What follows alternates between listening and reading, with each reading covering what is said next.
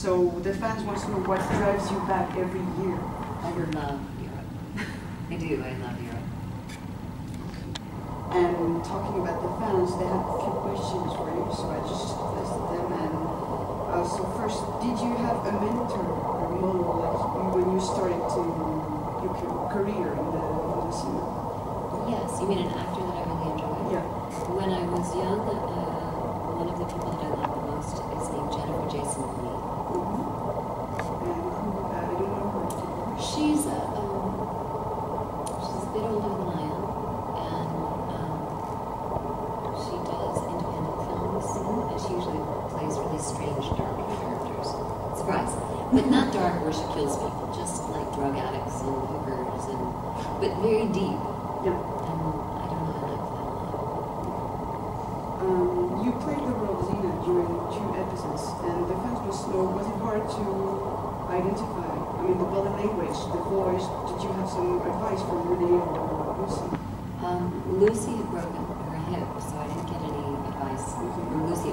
Well, when I first started playing, Lucy did not break her hip before that happened, because they were actually going to destroy my character and kill my character off. And we had filmed the death of Callisto with a bunch of hands coming and tearing me apart.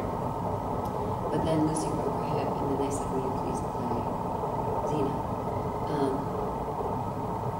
Really, Renee helped me the most with trying to get the character. Was it difficult to play? Absolutely. Because she's very stoic, and she's very still, and she's very, like, heavy and present. And that's not my natural way of being. So it was challenging. And are you still recognized by people as Callisto when you're in the streets or? Not with my dark hair. And not when I'm older.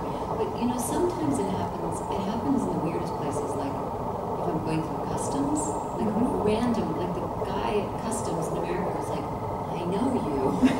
I'm like, that's weird. Or if I'm not in LA, if I'm like in Ohio at the zoo, someone will be like, oh, aren't you that girl? But sometimes I lie too. They'll be like, you look just like this character on this TV show. You look just like her. She's bad. And I'm like, I don't know what you're talking about. I have no idea. Do you miss acting sometimes? Sometimes when I see like a really good character or a really good movie, I'll be like, oh, that's nice.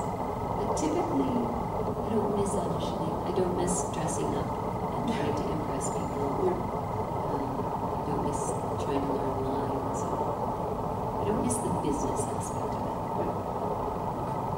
And the fans wants to know, why did you stop acting? Was it a particular event in your life, or just deciding that just?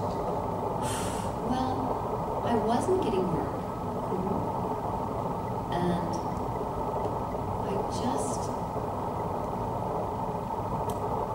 I think I wanted to act for the wrong reasons. I think I had such low self-esteem that I thought that if I wasn't famous, that I didn't matter.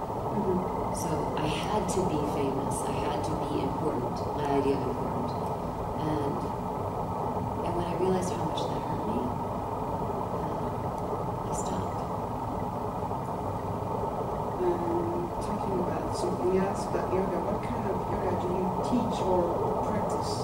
And how does it affect your life, your goals, your family, and your relationship with your family and to the world in general? Physical yoga is just one aspect of yoga. Yoga means union, and it's uniting everything. So in the West, we know mostly physical yoga, hatha yoga. The yoga that I practice is called Ashtanga from India, and it's very physical. I teach many different forms of yoga. I teach a light form of Ashtanga yoga. I can also teach Kundalini yoga and just a simple hatha yoga. How has it affected me? It's changed my life so much.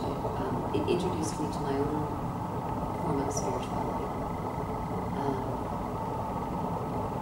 It just grew from there, and it's given me, when I practice, I notice the difference when I stop practicing.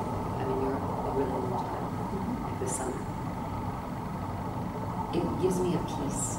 in a calm, like any exercise, but there's more breath. So the more you breathe and the deeper you breathe through your nose, the calmer your nervous system gets. So that, it just feels so much better. I think in my 20s I was really batshit crazy. And I really needed it. I really needed something to ground, to feel more whole. And I didn't know how, I didn't have any tools. So for me, that's a tool. And the last question, a lot of fans follow you on Facebook, and they saw that you started some sort of quest going back to the places of your childhood and see a lot of places, and they want to know, did you feel the need or the urge to go back to your roots, and why now? It's a great question. Please ask me that. I think I'm on a deep search for figuring out who I am and how, why I think the way I do, the things I don't like about myself, the things I do, and a lot of it comes from the past. So when I can, I have courage to try to look at it. And courage doesn't mean I'm not scared. I can still be terrified. So going back to my hometown was just one of the things. But even 2 years ago when I shaved my head and went to India, like being an actress, your hair is so important. It just is. It sounds silly, but living in LA, we were just talking about how beauty is super important. And that's why you see all the women like this. Not that it's beautiful, but like LA, it's like everybody wants to be pretty and young, because that's what's socially acceptable. I want to know more about myself than that. I mean, I'm 45. Going back to all of it. Yeah, the more I face the past of the things that were really challenging, and I can see that I lived through them, and that I'm okay, even though it was some things were terrifying for me. It's not as simple. I want to answer it like really simple, but it's not simple. I know it's pretty complicated. It could be a long answer, but I think you need to go back to understand yourself. Actually, it's just to go to. And I want to tease apart this being. And the reason I do it on Facebook is because, one, it helps me, so I don't pretend that I'm like, I don't want to pretend anymore. It's not interesting for me.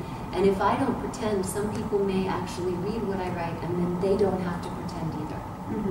That's a bonus. They'll go, oh, she's human. She's angry, she's scared, she's sad. Me too. Yeah, surprise. We're all human, but it's because if I'm going to try to free myself, I'll put it out loud. So maybe somebody else will also feel like they don't have to be something for other people in society. You have others to find themselves. I mean, it's not the main reason I'm doing it. The main reason is more selfish, but I like that people will write me private messages and say, thank you so much for writing what you write, because I relate. I have so much pain, or I have this too. Then I feel like humanity becomes more like this, rather than like... So let me answer your questions. You're right.